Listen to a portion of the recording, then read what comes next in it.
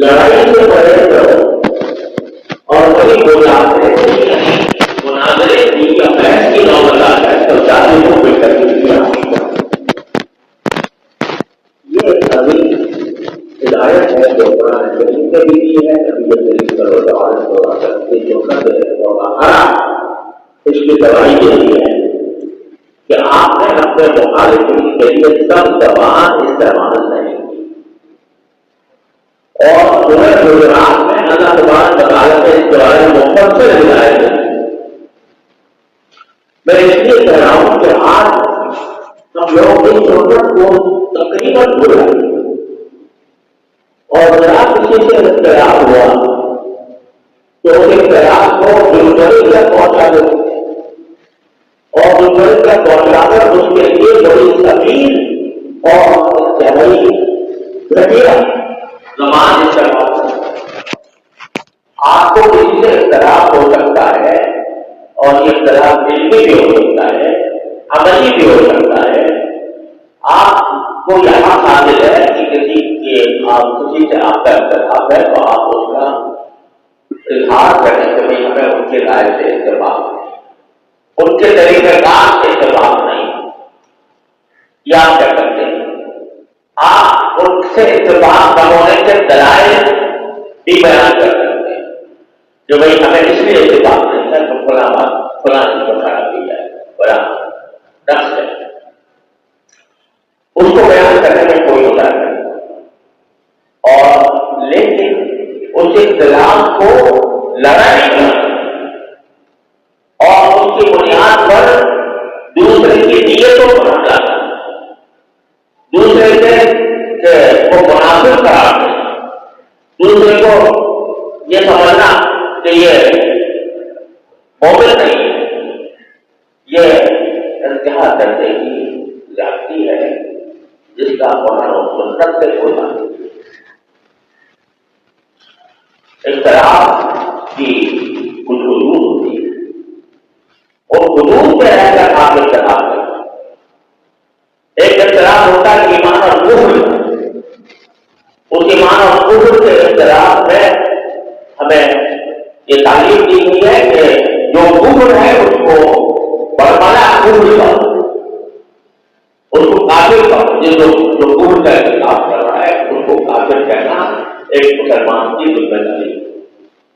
اگر کوئی شخص نبی کریم صلی اللہ علیہ وسلم کے بعد نبوت کا دعویٰ کرتا ہے یا نبوت کے دعوے والے کے پیچھے چلتا ہے تو اس کو کافر کہنا ہمارے دل میں فرض ہے.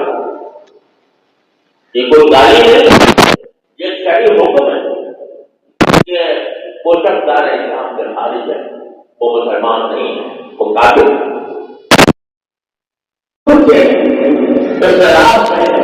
آپ کو صحیح اس کی جو حقیقت ہے وہ بیان کرنا ہمارے دل میں فرض ہے.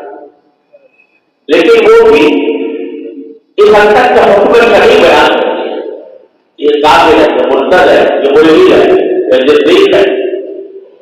لیکن گالی دینے کا پھر بھی کوئی موقع نہیں.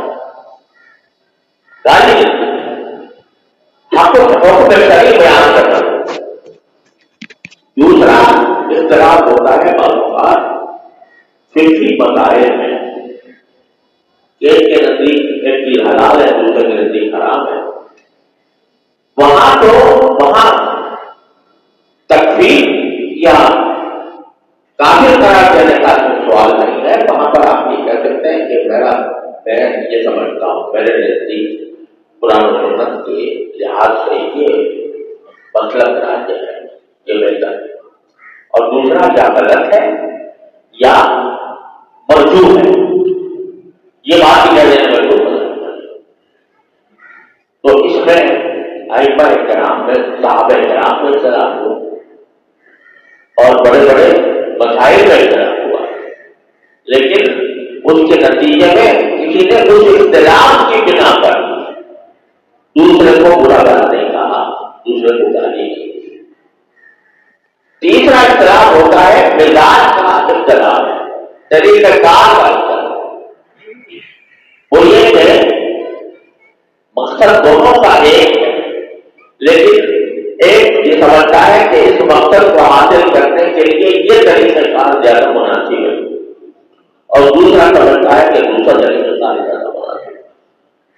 یہ سمجھ لو کہ یہ مزاج کرتا ہے، یہ اور بھی طریقہ ہو جاتا ہے پہلے دو اختلافات کے مقابلے میں۔ اس میں آپ اپنے طریقہ کار کے درست ہونے پر دلائل پیش کر سکتے ہیں، اور دوسرے کے طریقہ کار کے غلط ہونے پر دلائل پیش کر سکتے ہیں، لیکن اس کو بدنیت سے کیا معقول کرنا کہ دوسرا جو کہہ رہا ہے وہ بدنیت ہے۔ نیتوں کا ہم کیا کرنے کا کسی کو حق نہیں،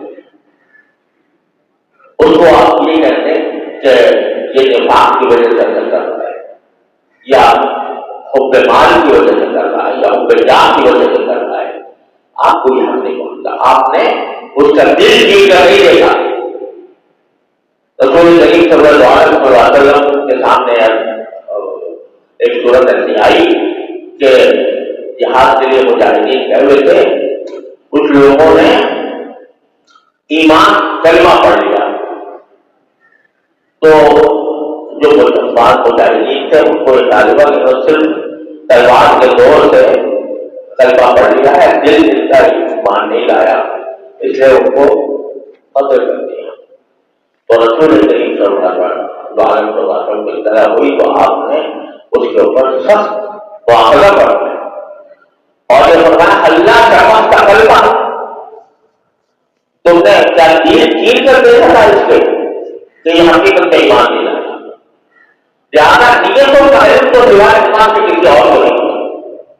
ایک شخص نیک نیتی سے بھی غلط راستہ اختیار کرتا ہے، وہ نیک نیتی اس کے غلط راستے کو صحیح بنا دی، لیکن ہمیں یہ حق نہیں ہے کہ ہم یہ کہیں کہ اس نے یہ کام بدنیت ہی نہیں کیا۔ قرآن کریم فرماتا ہے کہ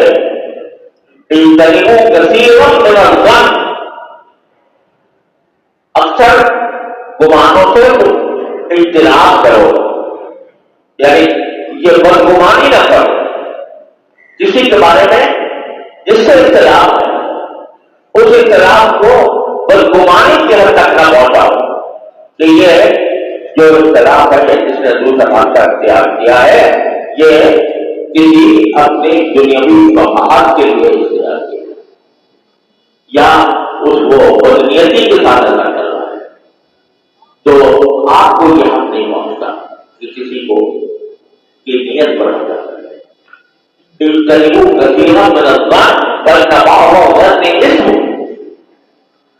اور پھر آپ یہ بھی بنایا جاتا ہے یعنی دوسرے کی چوک میں رہو، جاسوسی نہ کرو۔ جاسوسی کر کے یہ چاہتے ہو کہ بھائی وہ بدنام ہو تو تجسس بھی کو بھی منع فرمایا، بلا پر پاؤ ایک دوسرے کی قیمت کرتا اور بلا تنابزوا بالالقاب، کسی کو برے لقب سے یاد نہ کرو۔ آپ سے اختلاف ہو گیا کسی کا تو آپ بے شک اس کی غلطی کو غلطی کہیں، اس کے طریقہ کار کو غلط کہیں اور غلط کہنے پر دلائل سے پیش کر دیں، لیکن اس کو کوئی لقب دے دینا، برا لقب دے دینا اور اس کا نام برا نام رکھ دینا، قرآن صحیح الفاظ میں اس کو منع کرتا ہے۔ لیکن افسوس ہے کہ آج جب کسی سے اختلاف ہو جائے تو اس کے ساتھ فون آیا ہو، جس طرح چاہے اس کو رکھے دیں، جس طرح چاہے اس کو برفکر یوز کریں، جس طرح چاہے ان کی نیت پر حملہ کریں، جس طرح چاہے ان کو برا بھلا کریں اور بات گالی گلوچ تک پہنچ جائے۔ یہ انتہائی افسوسناک صورتحال ہے، اور مجھے افسوس ہے کہ ہمارے اہل علم سے بھی یہ باتیں سرزد ہوتی رہتی ہیں، اور اس کی وجہ سے مسلمانوں کا تفرقہ بڑھتا رہا ہے۔ وہ اوپر جس کو متحد ہونے کی ضرورت تھی اس منتحل ہونے کا راستہ یہ ہے کہ اختلاف رائے کو اختلاف رائے کی حدود میں اس کو آپ بے شک کہیں کہ غلط ہے، راستہ غلط ہے، طریقہ غلط ہے اور جو سوچ ہے وہ غلط ہے، لیکن اس کو تعارف تشریح کا نشان کرنا، اس کو بدریتی پر معمول کرنا، اس کو یہ برے برے الفاظ تراشنا اور برے برے الفاظ سے اس کو یاد کرنا، یہ کسی طرح کی شریعت پہ ڈال دیتے ہیں۔ تن و تعریف، تام و تشریح اور برے برے الفاظ اس کے لیے استعمال کرنا یہ انتہائی مقبول چیز ہے۔ آپ اندازہ کرو فرعون کے بارے میں لگتا ہے بات کرو تو یہ کیا ہمارے باہمی اختلافات جو ہیں مسلمانوں کے درمیان اس مختلفات میں یہ جاری نہیں ہوگا کہ ہم نرمی سے بات کریں، ہم اختلاف کو سنجیدگی کے ساتھ، متانت کے ساتھ اور پورے مستحکم دلائل کے ساتھ بے شک بیان کریں، دوسرے کی تصدیق بھی مستحکم دلائل سے کریں، لیکن یہ کسی طرح جائز نہیں ہے کہ آپ اس کا کوئی ایسا برا لقب رکھ دیں کہ یہ منافق ہے، یہ اس کی نیت خراب ہے، یہ کسی کا کارندہ ہے وغیرہ۔ آپ کسی کی نیت پر حملہ آور نہیں ہوتے، لیکن افسوس ہے کہ ہماری محفلیں بھی، ہمارے جلسے بھی، ہماری گفتگو بھی ان گناہوں سے بھری ہوئی، اور وہ حضرات جو اہل حق ہیں وہ بھی ان خرابیاں، ہم اہل حق ہونے کے باوجود ہم اس کے اندر مبتلا ہیں، اس کا اعتراف کرنا چاہیے اور اس سے ہر قیمت پر پرہیز کرنا ضروری ہے۔ یہ ہے معتدل راستہ۔ آپ خود پڑھتے ہو امام شافعی، امام احمد بن حنبل، امام مالک، ان سے اختلاف ساری کتابوں میں پڑھتے ہیں آپ، اور دلائل بھی پڑھتے ہیں کہ امام مالک کی دلیل یہ ہے، امام شافعی کی ہے، ہماری جو ہے اس کے مقابلے میں ان کے دلائل کے جواب بھی دیا۔ لیکن کبھی کسی نے یہ کہا کہ امام شافعی باطل ہے، امام مالک باطل ہے، امام احمد بن حنبل باطل ہے، کبھی کسی نے یہ نہیں کہا کہ یہ باطل ہے۔ ہاں یہ کہا کہ ان کی دلیل ہمارے نظر میں کمزور ہے، ہماری دلیل ہماری نظر میں زیادہ، کبھی یہ بات ہے۔ لیکن اس کی وجہ سے اب مثال کے طور پر بعض چیزوں کے حلال حرام ہونے میں اختلاف ہو گیا۔ مثال کے طور پر یہ جانور جو گو ہوتا ہے، گو جانور کو بعض ائمہ کے یہاں کو حلال ہے اور حنفیہ کے یہاں حرام ہے اس کا کھانا۔ اب کوئی شخص اس کو تانا دے کہ یہ تو گو کھانے والے ہیں، یہ تو آپ اس کا نام ہی لیا رکھ دیا گو کھانے والے۔ بعض روایتوں میں امام مالک سے بڑھتی ہے جو ان کے نزدیک کتے کی گول بھی حلال ہے، اب اس کا نام رکھ دو کتا گول، تو برا نام رکھ کر اس کے اختلاف کی اس کا جو مطلب ہے اس کو دل سے آپ نے برا کر دیا۔ مطلب کی کو نہیں بلکہ اس آدمی کو برا، امام مالک جیسی شخصیت کو کوئی کہے۔ تو بھائیوں میری گزارش کا مقصد یہ ہے کہ ہم یہاں پر جو تعلیم حاصل کر رہے ہیں اس تعلیم میں سب سے بڑی جو صفت ہے وہ ہے توازن اور احترام۔ حق کو حق کہنا، باطل کو باطل کہنا، صحیح کو صحیح کہنا، غلط کو غلط کہنا، یہ ہماری ذمہ داری ہے، ہمارا فرض ہے۔ لیکن اس کو ذریعہ بنانا جھگڑوں کا، اس کو ذریعہ بنانا ایک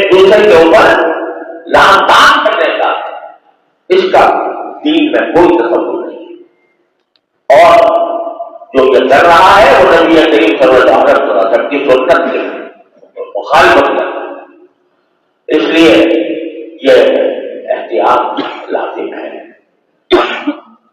نبی کریم صلی اللہ علیہ وسلم کی سنتوں کو اپنائیں گے تو پھر ہمیں نجات حاصل ہوگی، ورنہ ہم تباہی کے گڑھے میں جا کر گر جائیں گے. اپنی زبان کو تول کر استعمال، اپنے قلم کو تول کر استعمال، اور اپنے رویے تول کر استعمال کریں. دوسرے کے خلاف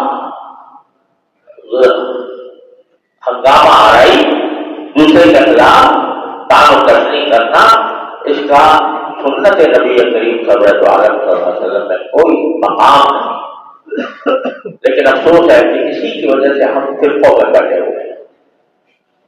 فرقہ در فرقہ ہر جماعت کے اندر دو جماعتیں بن جاتی ہیں، ہر گروہ میں دو گروہ بن جاتے ہیں، اور پھر واپس میں لڑتے ہیں، اور لڑنے کے اندر کس حدود کا کوئی بات نہیں ہوتا.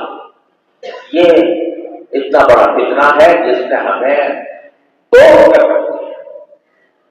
مسلمان ایک امت واحدہ، اور وہ ان حرکتوں کی وجہ سے بٹ کر رہ گئی، فرقوں میں بٹ گئی ہے، وہ طائفوں میں بٹ گئی ہے، گروہوں میں بٹ گئی ہے. اور ہم جو اصل دشمن ہے اس اصل دشمن کی طرف ہمیں توجہ نہیں. ہم آپس کے اختلافات سے بول سکتے ہیں، آپس کے ایک دوسرے پر لان تان سے بول سکتے ہیں. تو جو اصل دشمن ہے، جو اس وقت الحاد، بے دینی اور خدا و رسول کا انکار اور خدا و رسول کے احکام کا برملا انکار، لادینیت، یہ اس نے ہمیں غرق کر دیا ہے. اور ہم ان جھگڑوں میں علمی طور پر لینے میں کوئی مظاہرہ نہیں. ایک علمی طور پر آپ اختلاف کریں، اس میں بحث کریں، دلائل پیش کریں، اس میں کوئی بنا نہیں. لیکن اس کو جھگڑے کا سبب بنا لینا، اس کے لیے دان و دشنی کا اصول اختیار کرنا، یہ ہے جس نے ہمیں بانٹ دیا ہے. اور اس کی وجہ سے ہماری قوت ناکارہ ہو کر رہی ہے. تو میں بھائیوں اور دوستوں، میں یہ بہت ہی درد دل کے ساتھ یہ پیغام دینا چاہتا ہوں کہ ہر اختلاف کو اس کی حد میں رکھو. بد زبانی، میرے والد زبانی کا آپ کے درجات پر میں 2 رنگ کو پائے کرتے تھے. کہا جس سے بھی اختلاف ہو تو بدگمانی اور بد زبانی سے بچو. بدگمانی اور بد زبانی سے بچو. یہ ہے پہلا جملہ. یہ میرے والد کے 2 جملے خدا کے لیے ذہن میں بٹھا دو. بدگمانی سے بچو کہ دوسرے کو کہہ رہا ہے وہ بدگمانی بھی کہہ رہا ہے. اور بد زبانی سے بچو، یعنی اس کے اوپر تنقید بے شک کرو، لیکن تنقید کے اندر بد زبانی اختیار نہ کرو، گالی گلوچ کر سکتا ہوں. اللہ تعالیٰ کو فضل و کرم سے ہمیں اس سنت پر عمل کرنے کی توفیق عطا فرمائے. باقی دعوانا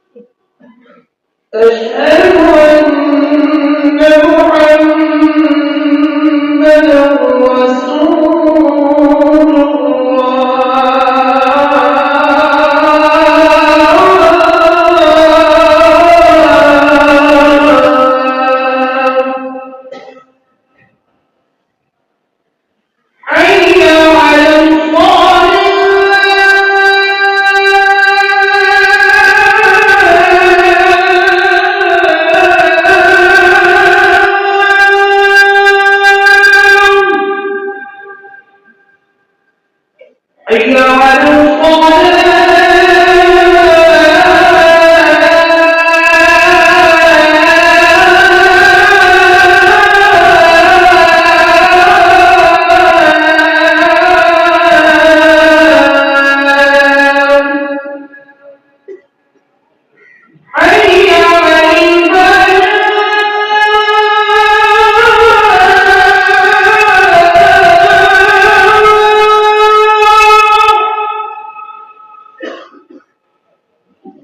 على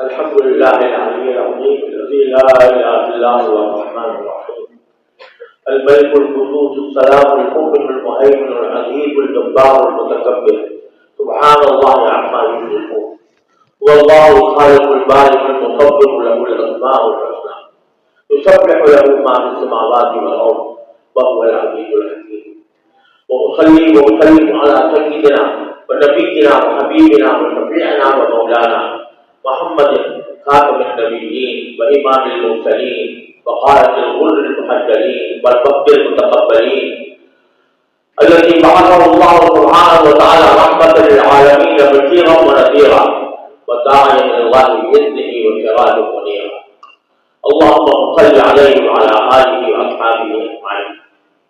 أما بعد فأيها الإخوة إن الله سبحانه وتعالى قد وصف أنبياءه عليهم الصلاة والسلام بالحلم وأمرهم بذلك وكان رسول الله صلى الله عليه وسلم يدعو ومن أبيته الخليفة أنه كان يقول اللهم أغنني بالعلم وزينني بالحلم.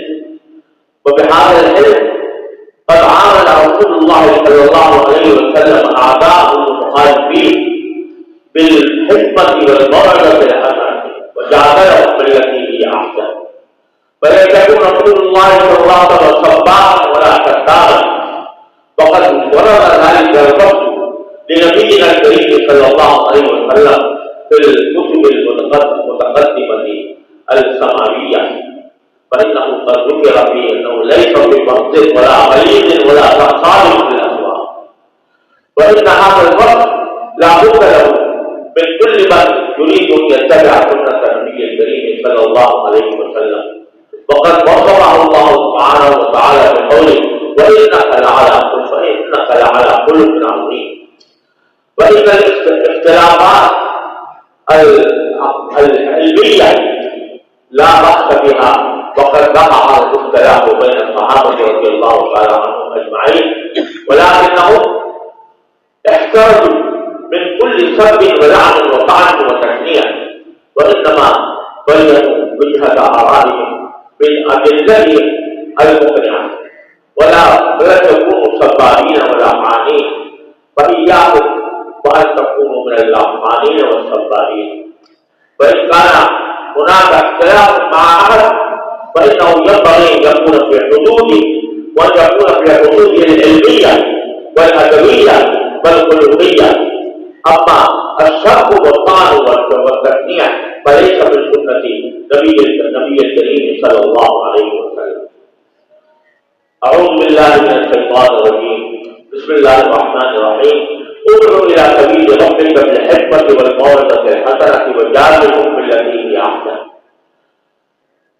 وقال سبحانه وتعالى: ادفع بالتي هي أحسن السيئة فإذا الذي بينك وبينه عداوة كأنه ولي حميم وما يلقاها إلا الذين صبروا وما يلقاها إلا ذو حظ عظيم. بارك الله لنا ولكم في القرآن العظيم، ونفعنا وإياكم بالآيات والذكر الحكيم. أقول قولي هذا وأستغفر الله لي ولكم ولسائر المؤمنين.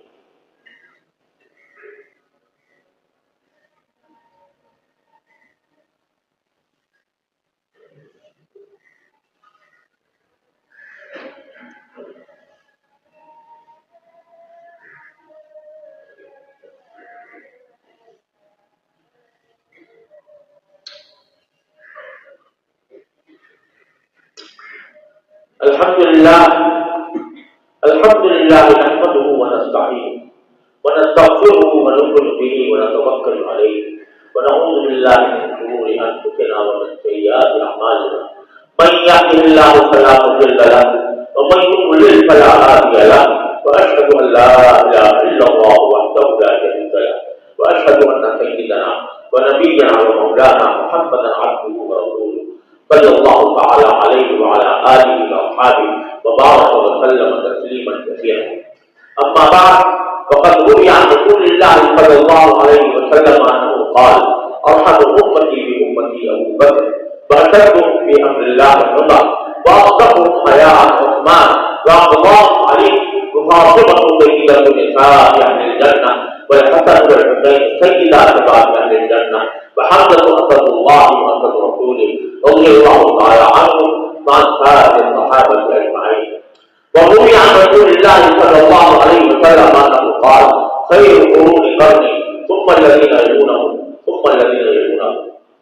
وروي عنه صلى الله عليه وسلم أنه قال: الله في أصحابي لا تتخذوهم غرضا من بعدي، ومن أحبهم فبحبي أحبهم، ومن أبغضهم فببغضي أبغضهم. اللهم اغفر للمؤمنين والمؤمنات والمسلمين والمسلمات وأصلحهم وأصلح ذات بينهم، واجعل في قلوبهم الإيمان والحكمة، وثبتهم على ملة رسولك، وأوزعهم أن يذكروا نعمتك التي أنعمت عليهم، وأن يوفوا بعهدك الذي عاهدتهم عليه. اللهم ول أمورنا خيارنا ولا تولها شرارنا. اللهم أصلحنا وأصلح دعاءنا وحكامنا يا أرحم الراحمين. اللهم يا أرحم الراحمين ارحم المستضعفين المؤمنين في فلسطين، ارحم المستضعفين في برما. اللهم ارحم المستضعفين من المؤمنين في الهند. اللهم ارحم المؤمنين المستضعفين في كل مكان. اللهم عجل لهم الفرج، اللهم عجل لهم الفرج يا ارحم الراحمين. اللهم لا تدع لنا ذنبا الا غفرته، ولا هما الا فرجته، ولا دينا الا قضيته، ولا حاجة من حوائج الدنيا والآخرة الا قضيتها ويسرتها يا ارحم الراحمين. عباد اللہ رحمكم الله اتقوا الله ان الله يأمر بالعدل والاحسان وايتاء ذي القربى وينهى عن الفحشاء والمنكر والبغي يعظكم لعلكم تذكرون فاذكروا الله العظيم الجليل يذكركم وادعوه يستجب لكم ولذكر الله اكبر والله يعلم ما تصنعون. سب سیدھی کر لیجیے لوگوں کو اہتمام کے ساتھ سیدھا رکھیں. دونوں کے مقابلے میں ہوتے دفنوں کے مقابلے میں دفنے ہونے چاہیے اور اچھی طرح بیٹھے کر کھڑے ہوں بیچ میں فاصلہ نہ چھوڑیں. اگلی صفوں کو پہلے مکمل فرمائیں جب تک اگلی صف میں جگہ خالی ہو پیچھے کھڑے نہ ہو.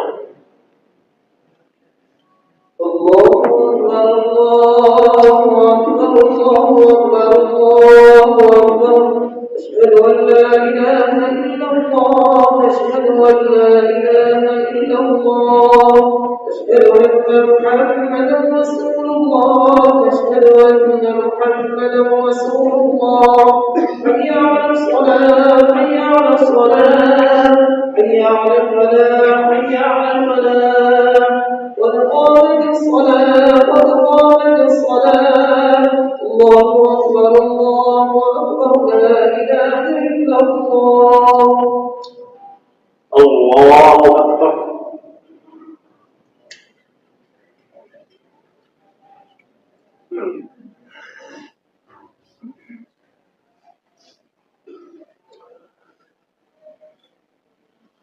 الحمد لله رب العالمين الرحمن الرحيم مالك يوم الدين إياك نعبد وإياك نستعين اهدنا الصراط المستقيم صراط الذين أنعمت عليهم غير المغضوب عليهم ولا الضالين.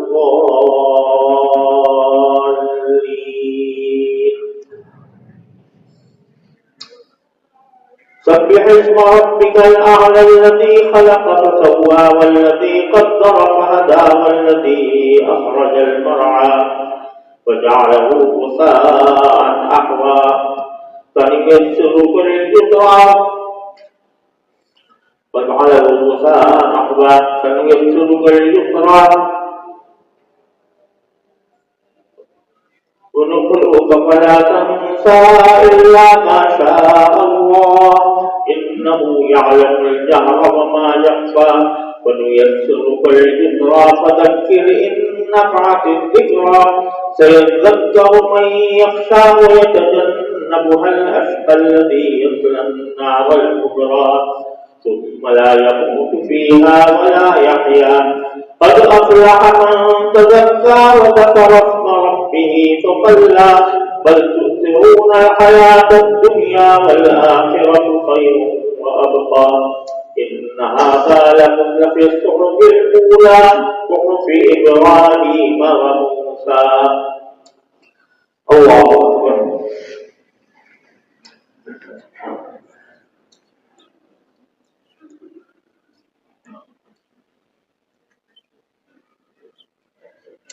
سمع الله لمن حمده.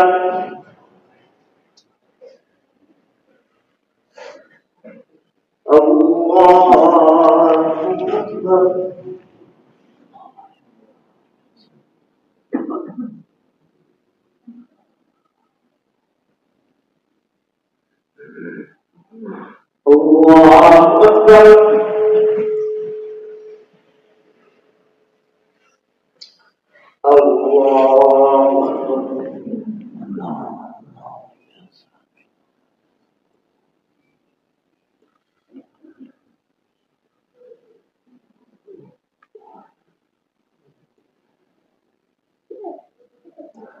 الله أكبر.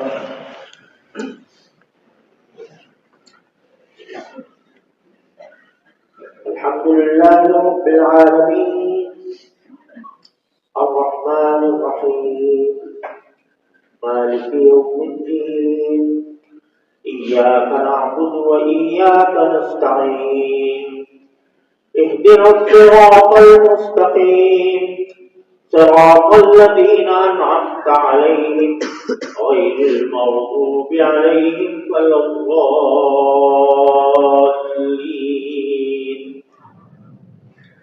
هل أتاك حديث الغاشية وجوه يومئذ خاشعة عاملة ناصبة تصلى نارا حامية تسقى من عين آنية ليس لهم طعام إلا من ضريع لا يسمن ولا يغني من جوع وجوه يومئذ ناعمة لسعيها راضية في جنة عالية لا تسمع فيها لاغية فيها عين جارية فيها سرر مرفوعة وأكواب موضوعة ونمارق مصفوفة وزرابي مبثوثة أفلا ينظرون إلى الإبل كيف خلقت وإلى السماء كيف رفعت وإلى الجبال كيف نصبت وإلى الأرض كيف سطحت فذكر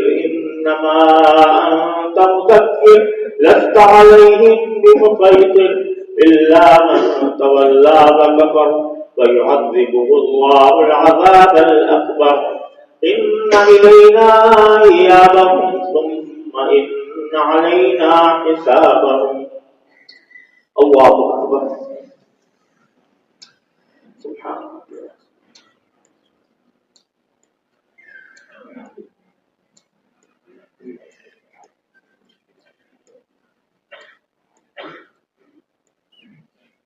سمع الله لمن حمده.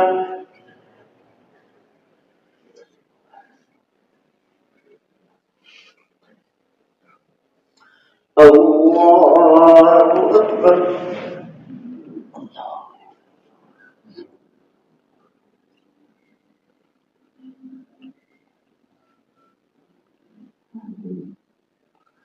الله أكبر.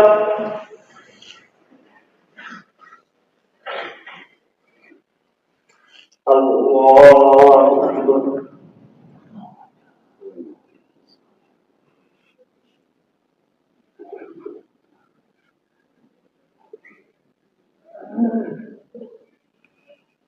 الله أكبر.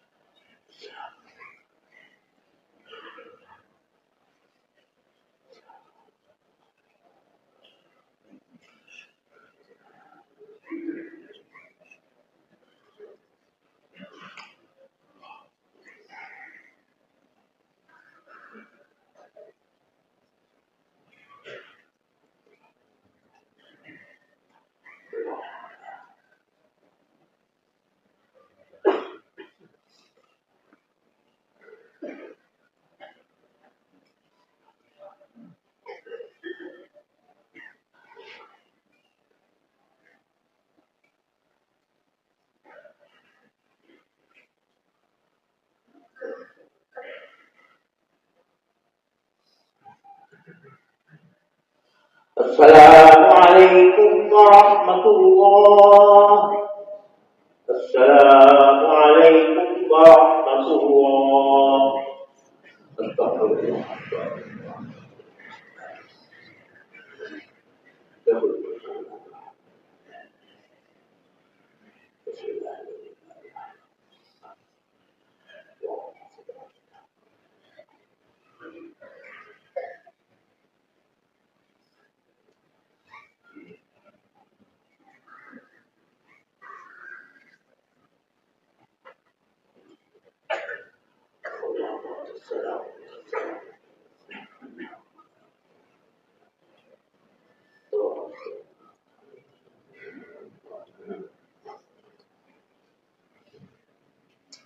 ابھی سنتوں کے پہلے جو جنازے ہیں، جنازے ہماری جنازوں کو میت کے دونوں میتوں کے آگے آگے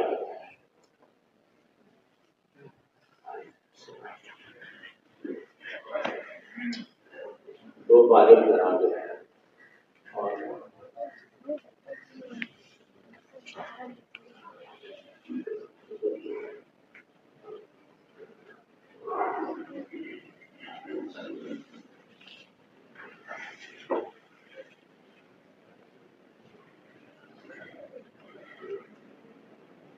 فریضوں کے اولیاء وغیرہ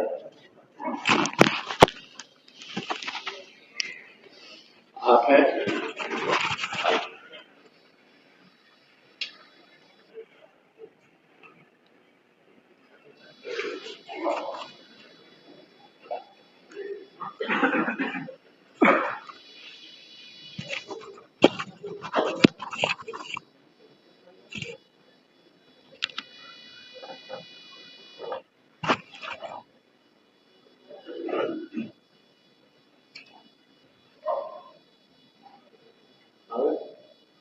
اللہ اکبر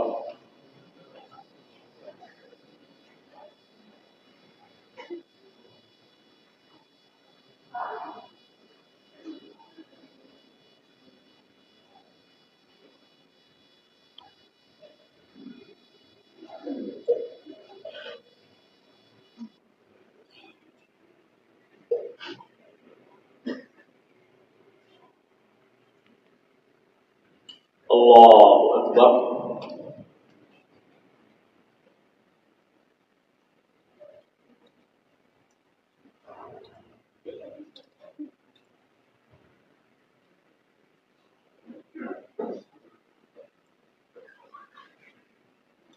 اللہ اکبر